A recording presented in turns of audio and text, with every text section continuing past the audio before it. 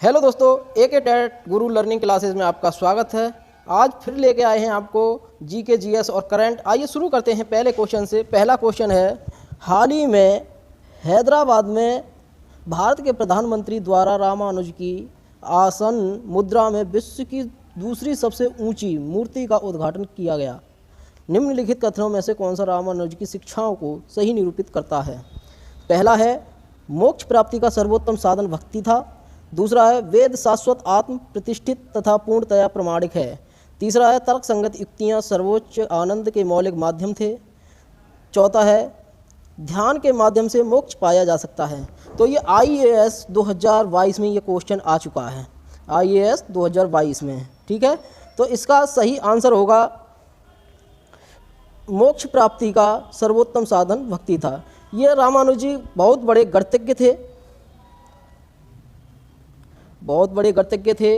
ये गणित को छोड़ करके अपने सारे सब्जेक्टों में फेल हो गए थे, केवल गणित को छोड़ करके। और सभी, इनकी कई मूवियाँ भी बन चुकी हैं इनके ऊपर। चलिए अगला क्वेश्चन देखते हैं। मध्यकालीन भारत में शब्द फड़म किसे निर्दिष्ट करता है? पहनावा, सिक्के, हथियार, आभूषण। तो ये फड़म है मध्यकालीन भारत, जिन्हें कहते थे हम सिक्के। सिक्कों को फड़म कहा जाता था। ठीक है, चलिए अगला क्वेश्चन देखते हैं।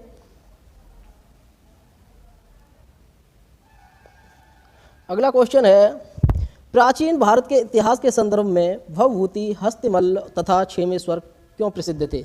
जैन साधु थे ये, नाटककार थे ये, मंदिर वास्तुकार थे या दार्शनिक थे? तो ये अगर देखी जाए तो ये थे नाटककार। ये इसका बिल्कुल सही आंसर है, नाटककार। अगर भवभूति के नाटक देखें तो इनका महावीर चरितम, उत्तर चरितम और मालवीय माधव। अगर इनके हस्तिमल्ल के देखें तो विक्रांत कौरव, मैथिली कल्याण और मेघेश्वर आदि इनके नाटक थे। ऐसे ही क्षेमेश्वर भी नाटककार थे। चलिए अगला क्वेश्चन देखते हैं। निम्नलिखित कथनों में से कौन सा सही है? अजंता की गुफाएं बघोरा नदी की घाटी पर स्थित हैं। सांची का स्तूप चंबल नदी की घाटी पर स्थित है। पांडुलेड़ा गुफा देव मंदिर नर्मदा नदी के तट पर है। अमरावती स्फूत गोदावरी नदी की घाटी में स्थित है। तो इसका सही आंसर होगा कौन सा? इसी पूछा कौन सा कथन सही है, तो ये कथन बिल्कुल सही है। अजंता की गुफाएं बघोरा नदी की घाटी में स्थित हैं, क्योंकि अजंता की गुफाएं महाराष्ट्र में है अजंता की गुफाएं, और ये बाघोरा नदी की घाटी में स्थित है। अगर सांची स्फूत की बात करें हम तो ये मध्य प्रदेश रायसेन जिला में है, और ये वेतवा नदी पर है। पांडुलेड़ा की बात करें तो ये मंदिर उत्तराखंड में है। कहाँ है? उत्तराखंड। अमरावती की बात करें तो ये आंध्र प्रदेश में है, पलनाडु जिला में, आंध्र प्रदेश। ठीक है, चलिए अगला क्वेश्चन देखते हैं। तो इसका सही आंसर क्या होगा? अजंता की गुफाएं, बिल्कुल सही आंसर है। चलिए अगला क्वेश्चन है, निम्नलिखित में से कौन सा प्राचीन नगर अपने उन्नत जल संचयन और प्रबंधन प्रणाली के लिए प्रसिद्ध है, जहां बागों की श्रृंखला का निर्माण किया गया था और संबद्ध जलाशयों से नहर के माध्यम से जल को प्रभावित किया जाता था? तो इसका सही आंसर बिल्कुल होगा, देखो, पहला है धोलावीरा, दूसरा है कालीबंगा, तीसरा है रोपड़, चौथा है राखीखेड़ा। तो इसका बिल्कुल सही आंसर होगा धोलावीरा, बिल्कुल सही आंसर है। चलिए अगला क्वेश्चन देखते हैं। भारत के इतिहास के संदर्भ में कुल्यवाप तथा द्रोणवाप शब्द क्या निर्दिष्ट करते हैं? भूमाप, विभिन्न मौद्रिक मूल्यों के सिक्के, नगर की भूमि का वर्गीकरण या धार्मिक अनुष्ठान? तो इसका बिल्कुल सही आंसर होगा भूमाप। ये बिल्कुल सही आंसर है। कुल्यवाप और द्रोणवाप ये दोनों भूनाप के लिए प्रयोग किए जाते थे। चलिए अगला क्वेश्चन है,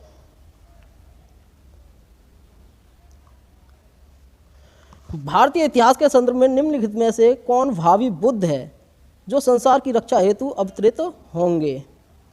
तो इसका बिल्कुल सही आंसर होगा, देखो देखते हैं। पहला है अवलोकितेश्वर, लोकेश्वर, पद्मपाणि और मैत्रेय। तो इसका बिल्कुल सही आंसर है मैत्रेय, जो कि भारतीय इतिहास के संदर्भ में निम्नलिखित में से कौन भावी बुद्ध है जो संसार की रक्षा हेतु अवतरित होंगे, यानी अवतार लेंगे, जन्म लेंगे। तो कौन लेंगे? मैत्रेय। चलिए अगला क्वेश्चन देखते हैं। किसके राज्य में किसके राज्य में कल्याण मंडप की रचना मंदिर निर्माण का एक विशिष्ट अभिलक्षण था? चालुक्य के, चंदेल के, राष्ट्रकूट या विजयनगर? तो ये बिल्कुल सही आंसर होगा इसका विजयनगर। कल्याण मंडप की रचना मंदिर निर्माण एक विशिष्ट अभिलक्षण था, वो था विजयनगर में। चलिए अगला क्वेश्चन है, सत्यमेव जयते शब्द कहाँ से लिया गया है? मनुस्मृति से, भगवत गीता से, ऋग्वेद से या मंडूक उपनिषद से? तो महाराज मनु ने लिखी थी मनुस्मृति, भगवत गीता का ज्ञान दिया था भगवान श्री कृष्ण ने, ऋग्वेद का ज्ञान दिया था ब्रह्मा ने, और ये जो लिया गया है शब्द सत्यमेव जयते वो लिया गया है मंडूक उपनिषद से। बिल्कुल सही आंसर है इसका मंडूक उपनिषद। चलिए अगला क्वेश्चन देखते हैं। अगला क्वेश्चन है, प्राचीन भारत के विद्वानों साहित्यकारों के संदर्भ में निम्नलिखित कथनों पर विचार कीजिए। तो हमें विचार करना है। पाणिनि पुष्य मित्र शुंग से संबंधित हैं, अमर सिंह हर्षवर्धन से संबंधित हैं, कालिदास चंद्रगुप्त सेकंड से संबंधित हैं। उपर्युक्त कथनों में से कौन सा सही है? केवल 1 और 2, केवल 2 और 3, केवल 3 और 1 2 3, यानी तीनों सही हैं या फिर कोई एक सही है? तो बताइए।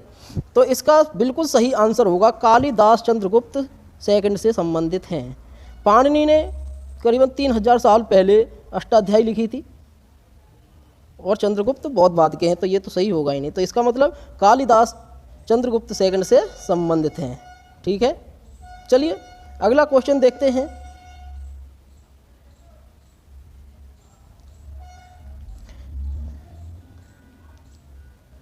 अगला क्वेश्चन है, सूची को सूची सेकंड से सुमिलित कीजिए तथा सूचियों के नीचे दिए गए कूट से सही उत्तर चुनिए। तो ए मत्स्य, बी कुरु, सी सूरसेन और डी अस्मक। तो अगर देखी जाए मत्स्य, तो ये मत्स्य विराटनगर से संबंधित है, तो इसका विराटनगर।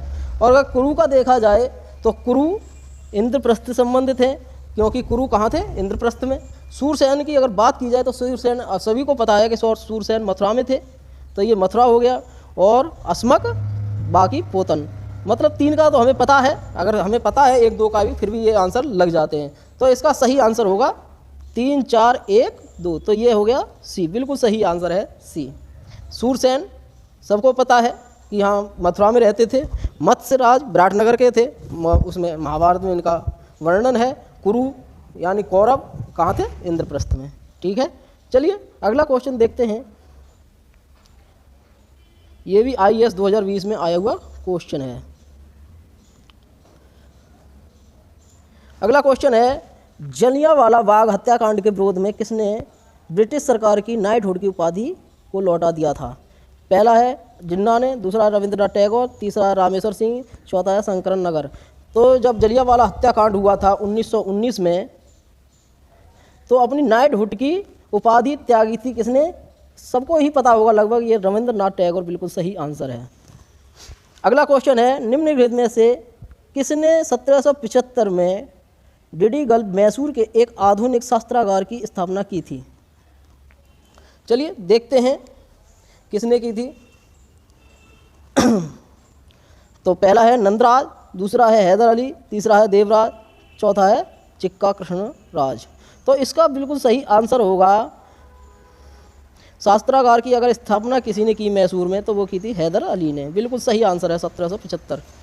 चलिए अगला क्वेश्चन देखते हैं। बौद्ध ग्रंथ मिलिंद पन्हो किस हिंद यवन शासक पर प्रकाश डालता है? तो ये किस पर डालता है? इसका आंसर दीजिए कमेंट में। चलिए देखते हैं। डायोडोरस सेकंड, डिमेट्रियस, मिनेंडर, स्ट्रेटो से फर्स्ट। तो इसका बिल्कुल सही आंसर होगा, बौद्ध ग्रंथ अगर किसी पर प्रकाश डालता है तो वो डालता है मिनेंडर। कौन सा? हिंद यवन शासक पर प्रकाश डालता है, तो वो है मिनेंडर। चलिए अगला क्वेश्चन देखते हैं। एलोरा में कैलाशनाथ मंदिर का निर्माण किसने करवाया था? तो किसने करवाया था आइए देखते हैं। पहला ऑप्शन है राजेंद्र, दूसरा है महेंद्र वर्धन, तीसरा है कृष्ण फर्स्ट और चौथा है गोविंद फर्स्ट। तो ये जो निर्माण कराया था वो कराया था कृष्ण फर्स्ट ने। बिल्कुल सही आंसर है। चलिए अगला क्वेश्चन देखते हैं। 1194 के चंद्रावर के युद्ध में मोहम्मद गौरी ने किसे हराया था? कुंवरपाल, जयचंद, भीम द्वितीय, गोविंदराज। तो इसका बिल्कुल सही आंसर होगा जयचंद को हराया था 1194 में। चलिए हमारा अगला क्वेश्चन है लोधी वंश का संस्थापक कौन था।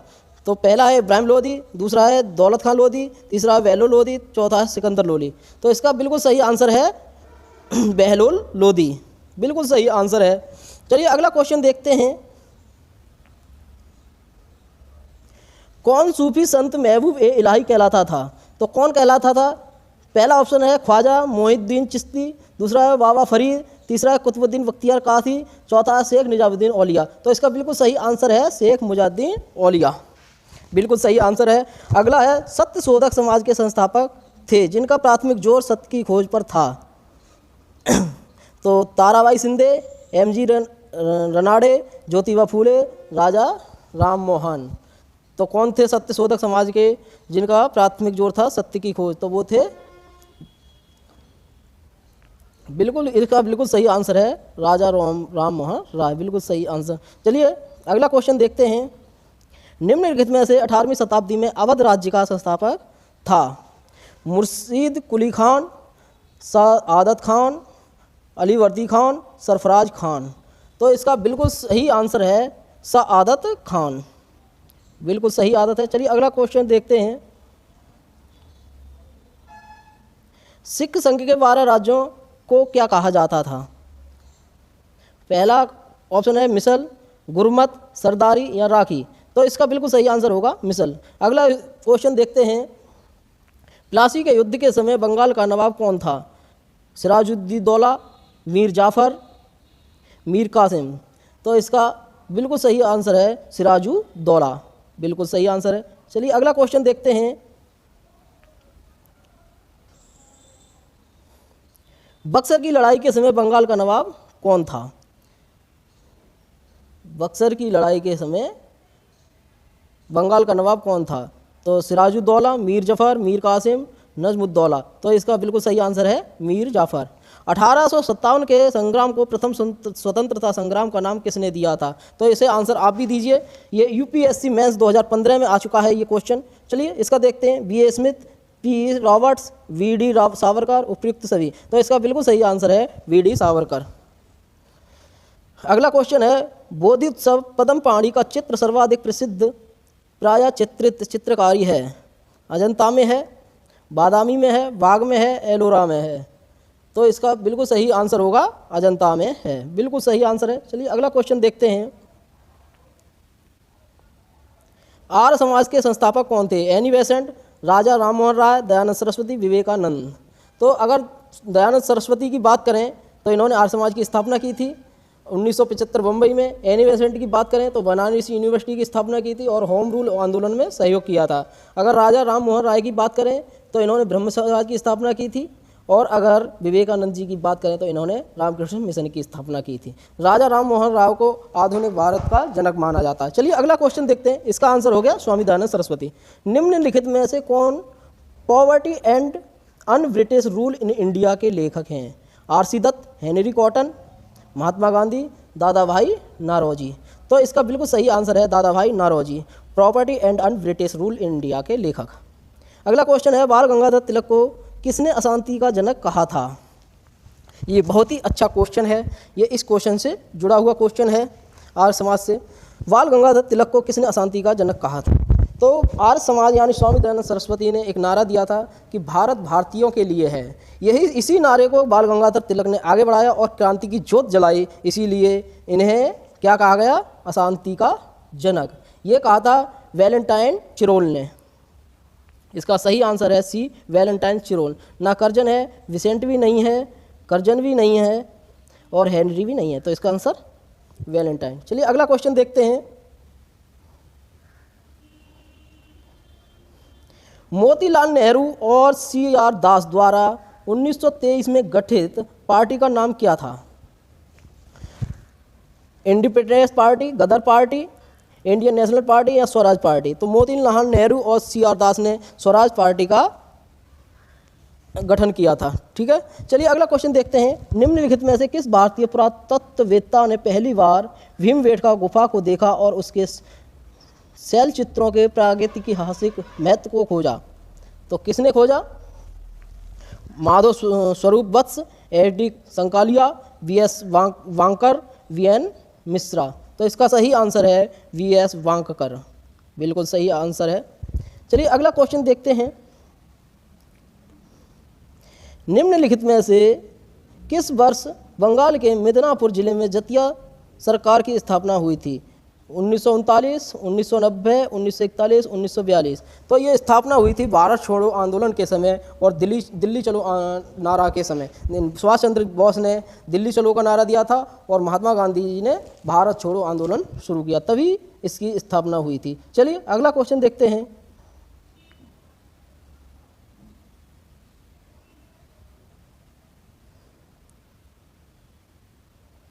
अगला क्वेश्चन है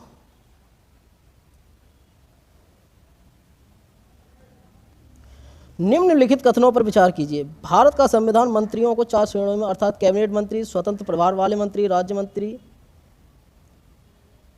और उप मंत्री वर्गीकृत करता है। दूसरा, संघ सरकार में मंत्रियों की कुल संख्या प्रधानमंत्री को मिलाकर के लोकसभा के कुल सदस्यों के 15% से अधिक नहीं होनी चाहिए।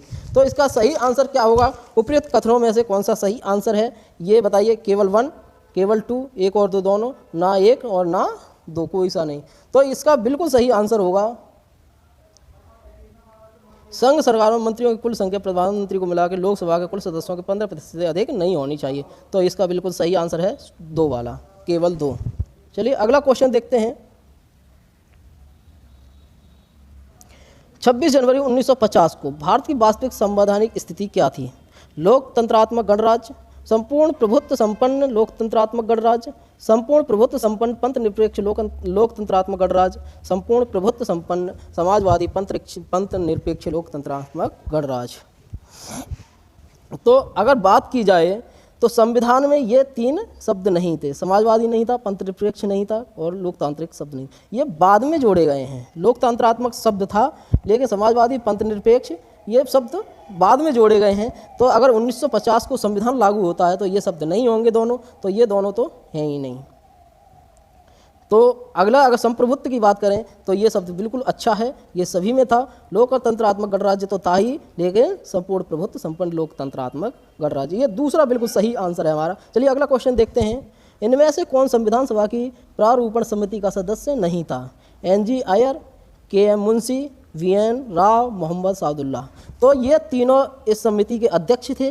VN राव एकमात्र ऐसे थे जो संविधान सभा के सलाहकार थे, तो ये नहीं थे प्रारूप समिति में। भीमराव अंबेडकर जी इस प्रारूप समिति के अध्यक्ष थे। चलिए अगला क्वेश्चन देखते हैं। 44 में संविधान संशोधन द्वारा किस अधिकार को मूल अधिकार की श्रेणी से हटाकर एक विधिक अधिकार बनाया गया था? तो समानता का अधिकार, स्वतंत्रता का अधिकार, संपत्ति का अधिकार, शिक्षा का अधिकार। तो मूल अधिकार से ये संपत्ति का अधिकार हटा दिया था। ठीक है, चलिए अगला क्वेश्चन देखते हैं।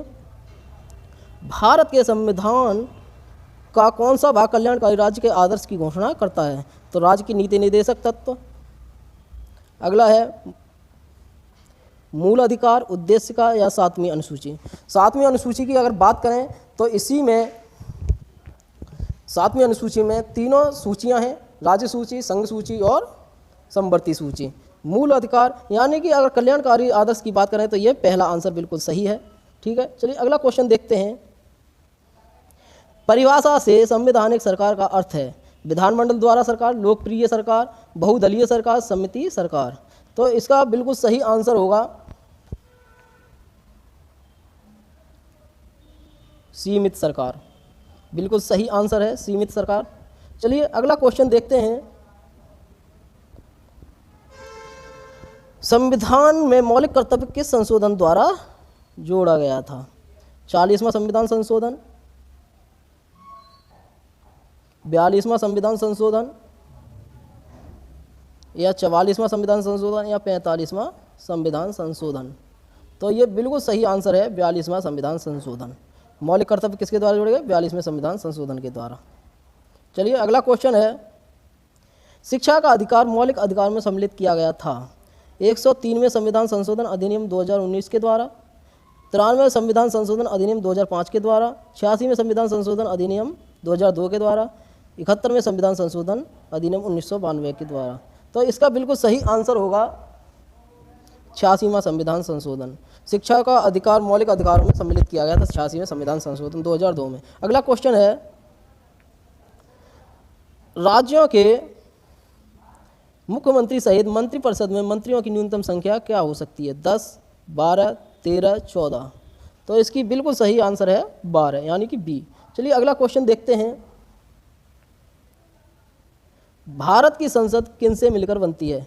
केवल लोकसभा और राज्यसभा, लोकसभा राज्यसभा योजना आयोग, भारत का राष्ट्रपति, लोकसभा और राज्यसभा, कैबिनेट सचिवालय, लोकसभा और राज्यसभा। अगर हम बात करें संसद की तो ये बनती है राष्ट्रपति, राज्यसभा और लोकसभा। अगर हम बात करें विधानसभा की तो ये बनती है विधान परिषद और विधायक आदि से, लेकिन इसका सही आंसर होगा लोकसभा, राज्यसभा, राष्ट्रपति। चलिए अगला क्वेश्चन देखते हैं, भारत के राष्ट्रपति अपना त्यागपत्र किसको संबोधित करके देते हैं? तो लोकसभा स्पीकर, प्रधानमंत्री, उपराष्ट्रपति। तो इसका सही आंसर होगा सर्वोच्च न्यायालय के न्यायाधीश को। चलिए अगला क्वेश्चन है,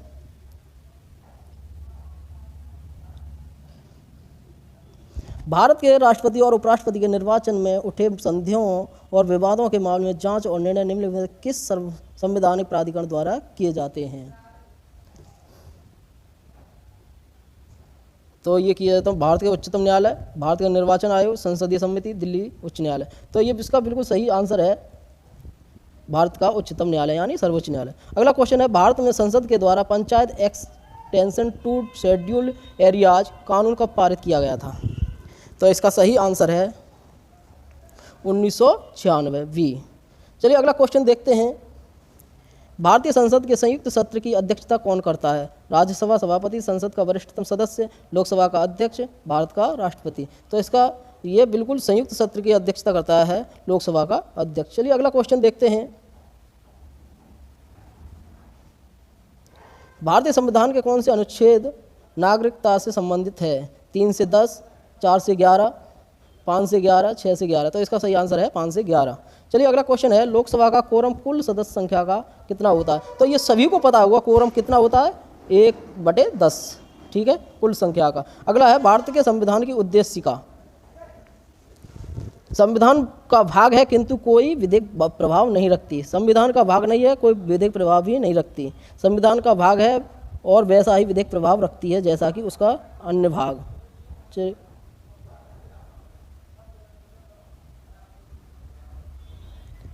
अगला है, संविधान का भाग है किंतु उसके अन्य भागों से स्वतंत्र होकर उसका कोई विधिक प्रभाव नहीं पड़ता।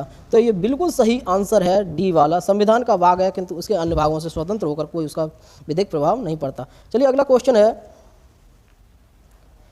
मंत्रिपरिषद सामूहिक रूप से किसके प्रति उत्तरदायित्व हैं? तो राष्ट्रपति, प्रधानमंत्री, राज्यसभा या लोकसभा? तो मंत्रिपरिषद उत्तरदायित्व किसका है? लोकसभा का। चलिए अगला क्वेश्चन है,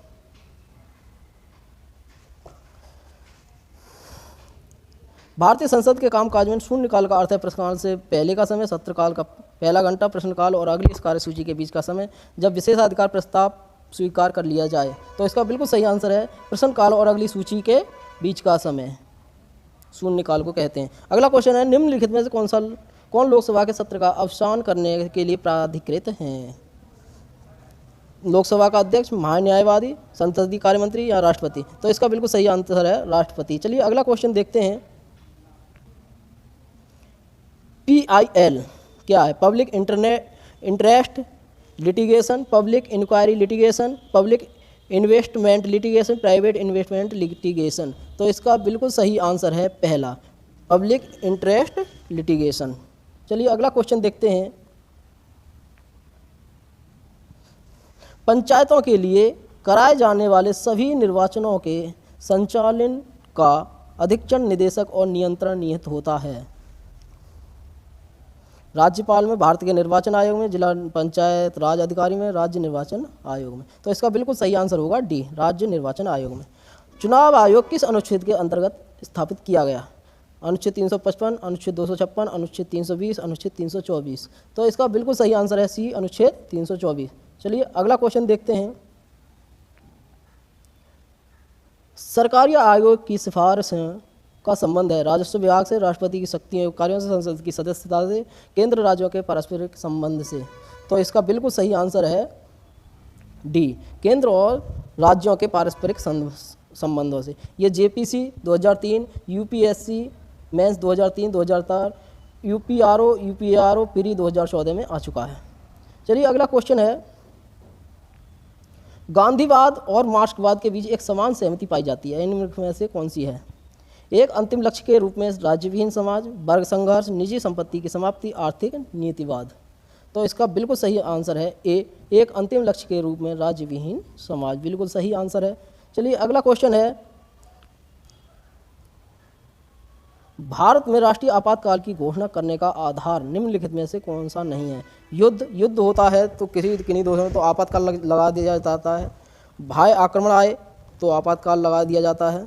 सशस्त्र विद्रोह हो, यानी शस्त्रों के साथ विद्रोह करें, विद्रोह का मतलब है अपने ही देश में विद्रोही खड़े हो जाएं। और आंतरिक शांति को खतरा हो तो ये नहीं है, बाकी तीनों हैं, आपातकाल लगाने को नहीं किया जा सकता ये वाला। चलिए अगला क्वेश्चन है, पंचायती राज विषय है समवर्ती सूची का, केंद्र सूची का, राज्य सूची का और शेषाधिकार सूची का। तो ये बिल्कुल सही आंसर है राज्य सूची का। अगला क्वेश्चन है, पंचायती राज की त्रिस्तरीय अवस्था की संस्तुति प्रारंभ में किस समाप्ति द्वारा की गई? बलवंत राय मेहता, अशोक मेहता समिति, LM सिंघवी समिति, JV की राव समिति। तो इसका बिल्कुल सही आंसर है बलवंत राय मेहता समिति। जो पंचायती राज का जनक भी बलवंत राय को माना जाता है, तो इसका बिल्कुल सही आंसर है बलवंत राय। अगला क्वेश्चन है, लास्ट क्वेश्चन है इसका, भारत के संविधान का कौन सा अनुच्छेद अपनी पसंद के व्यक्ति से विवाह करने के लिए किसी व्यक्ति के अधिकार को संरक्षण देता है? अनुच्छेद 19, अनुच्छेद 21, अनुच्छेद 29, अनुच्छेद 25। तो इसका बिल्कुल सही आंसर है अनुच्छेद 21, अपनी पसंद के व्यक्ति से विवाह करने की अनुमति देता है, अनुच्छेद 21 बिल्कुल सही आंसर है। आइए करंट शुरू करते हैं। पहला क्वेश्चन है, अंतर्राष्ट्रीय देखभाल एवं सहायता दिवस किस तिथि को मनाया जाता है? 31 अक्टूबर, 30 अक्टूबर, 28 अक्टूबर, 29 अक्टूबर। तो इसका सही आंसर है 29 अक्टूबर। पैरा एशियन गेम्स 2023 में भारत 111 पदक जीतकर पदक तालिका में कौन से स्थान पर आया? तो इसका आंसर है 5वें स्थान पर।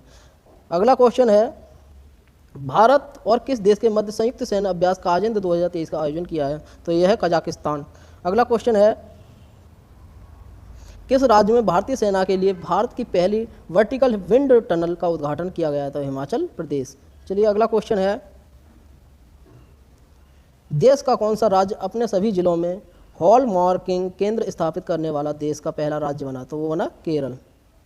अगला क्वेश्चन है, जियो मॉमी फिल्म फेस्टिवल 2023 का आयोजन कहाँ शुरू हुआ? तो ये हुआ मुंबई। अगला क्वेश्चन है, अमेरिकी प्रतिनिधि सभा के स्पीकर के रूप में किसे चुना गया है? तो माइक जॉनसन। किसे चुना गया? माइक जॉनसन को। अगला क्वेश्चन है, वैश्विक शिक्षक पुरस्कार 2023 के लिए हाल ही में किस भारतीय को चुना गया है? तो दीप नारायण मिश्रा को चुना गया है।